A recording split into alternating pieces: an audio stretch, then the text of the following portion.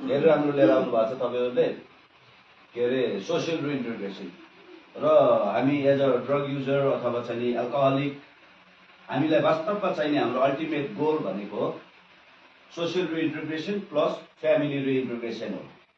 किन भन्नुहुन्छ भने यो दुईटै कुरालाई चाहिँ हामीले कता न कता हाम्रो व्यवहारले गर्दा, एडिक्सनले गर्दा, हाम्रो लतले गर्दा, हाम्रो व्यवहारले गर्दा यी कुराहरूबाट त हामी टाढिएको हो नि त, हो कि होइन भन्नु?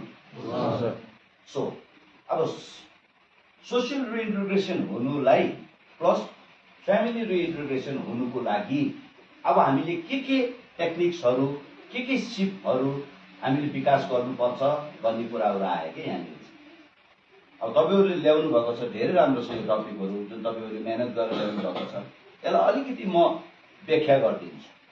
जस्तै कि यहाँनिर अस्ति हामीले पढेको थियौँ कन्फ्लिक्ट म्यानेजमेन्ट भनेर, जुन हामीलाई याद छ कि छैन, के अरे द्वन्द्व समाधानका 5 उपाय भनेर हामीले गरेको थियौँ। ठिक, कन्फ्लिक्ट एउटा इन्टरनल पनि हुन्छ, कन्फ्लिक्ट एउटा एक्सटर्नल पनि हुन्छ, बाहिर जुन कन्फ्लिक्ट चाहिँ देखिने र जुन कन्फ्लिक्ट चाहिँ नदेखिने, आफूलाई मात्रै थाहा हुने कि म के कुरामा चाहिँ नि भित्र आफै अन्तर्मनसित द्वन्द्व चलिरहेछ कि मेरो, यो कुरा हो। अब यहाँनिर चाहिँ नि एभोइडेन्स भनेछ कतिवटा तनावलाई अथवा कतिवटा द्वन्द्वलाई अथवा कतिवटा कन्फ्लिक्ट्सलाई चाहिँ नि हामी एभोइड गरेर पनि सर्टेन टाइम बिङको लागि चाहिँ त्यसलाई व्यवस्थापन गर्न सक्छौँ। जस्तो कि अब उदाहरणको रूपमा हामीलाई यो एभोइडेन्स भन्ने कुरा कहाँनिर काम लाग्छ भन्दाखेरि पहिलो कुरा नै हामीलाई त थाहा छ कि को मेरो लागि हानिकारक छ, को सङ्गत मेरो लागि राम्रो छैन, मेरो जक्सन हुनसक्छ, मेरो ठाउँ हुनसक्छ, मेरो पसल हुनसक्छ, दारू पानी लिने पसल, अथवा मेरो डिलर साथी हुनसक्छ, जसले फेरि मलाई ऊप्रति आकर्षित गर्नु सक्छ नि।